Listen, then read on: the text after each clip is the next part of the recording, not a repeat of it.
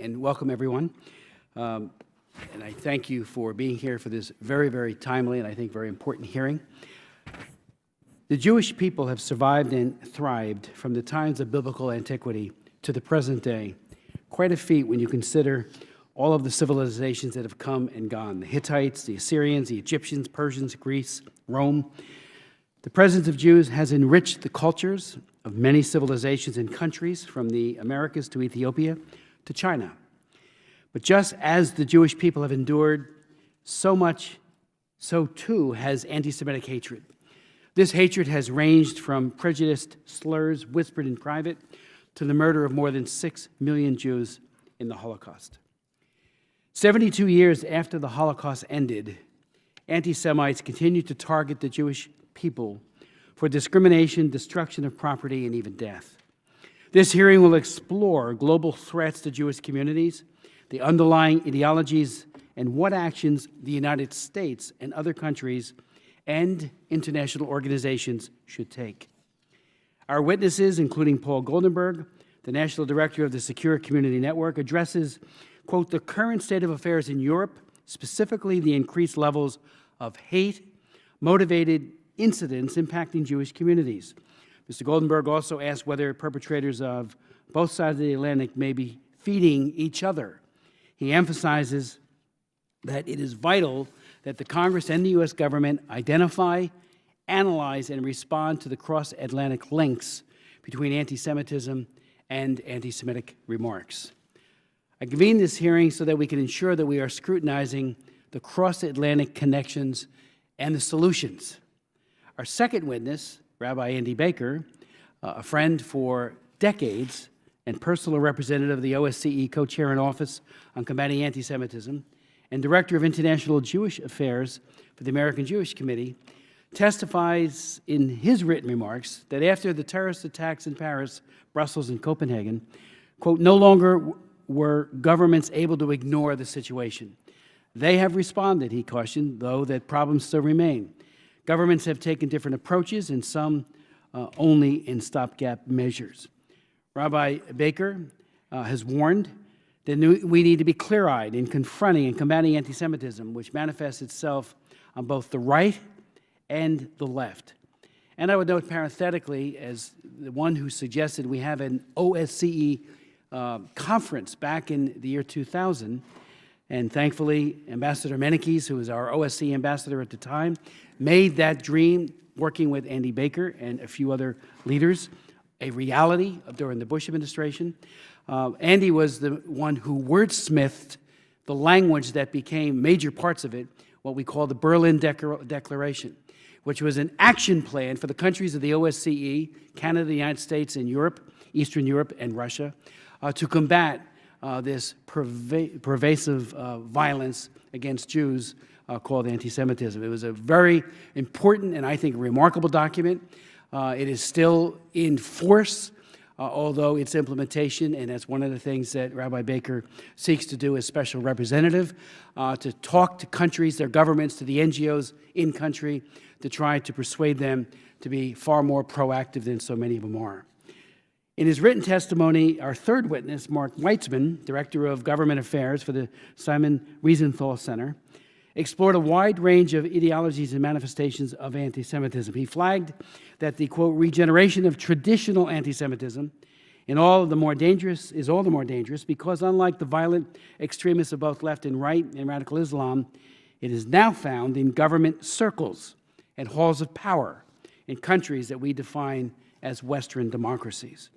Pointing to a trend in Europe and the United States, Mr. Weitzman notes that, quote, academic spaces are quickly becoming hotbeds of anti-Semitic bias, with students each year reporting greater discomfort at publicly identifying as Jewish or as supporters of Israel.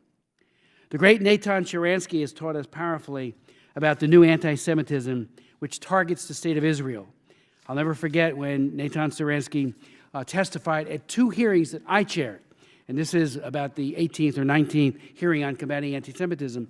He talked about demonization, delegitimization, and the double standard, the 3 Ds, as he called it, of modern-day anti-Semitism, on top of course, the more or the virulent form that we have known for millennia, of targeting Jews, killing Jews, and destroying Jewish cemeteries and all of the rest of the hate manifestation. But Sharansky made an excellent point, and he made it at the Berlin conference, and Rabbi Baker, I'm sure, remembers it well, when he told all of the foreign ministers and everybody was assembled about the 3 Ds. He says, disagree with Israel on a policy, but as soon as you cross that line and the double standard and say they don't have a right to exist, or they get disproportionate focus at the UN, the Human Rights Council, and a number of other UN agencies, when you demonize Israel, as they do so frequently, where's China? Talk about human rights abuse. There's the human rights abuser of the world, not Israel, and yet Israel gets all the attention. And then, of course, this idea of double standard, which is rampant. It is a virus, anti-Semitism, that again causes the UN Human Rights Council to make Israel the only country permanently on its debate agenda, the only country. In this context, I applaud our new permanent representative to the UN, Ambassador Nikki Haley, and I have met with Nikki Haley on this very issue, for announcing on Monday that the U.S. will no longer participate in this frenzy of Israel bashing known as Agenda Item Number 7.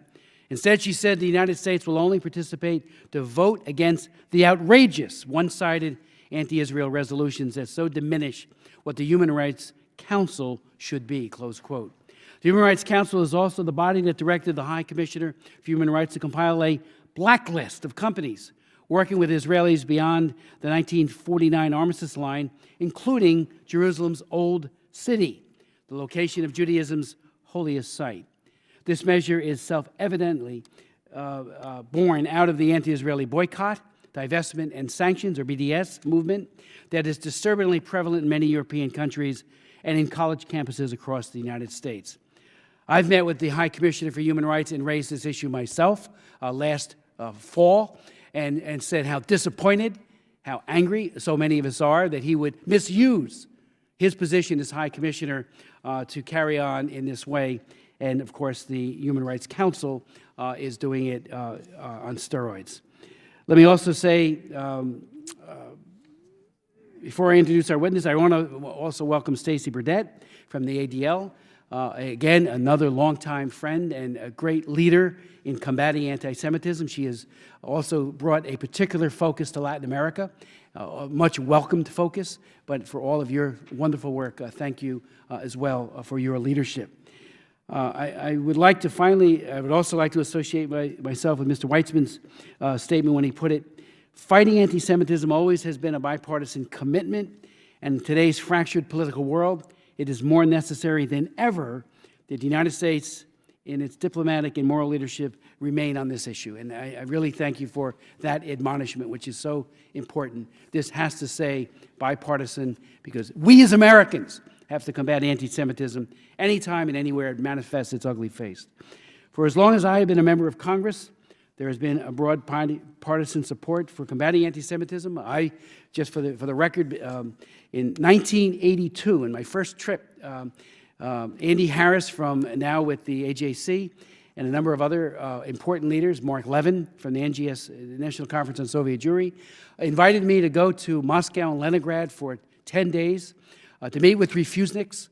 And what an eye-opening experience it was to see when there's a state sponsor of anti-Semitism, that is the Soviet Union, and the systematic persecution of Jews in psychiatric prisons, and of course, by making anyone who applied for an exit visa poor by denying them a job, not giving me an exit visa, and then making them poor by denying them any means to provide for their families. And then, of course, prison was commonplace.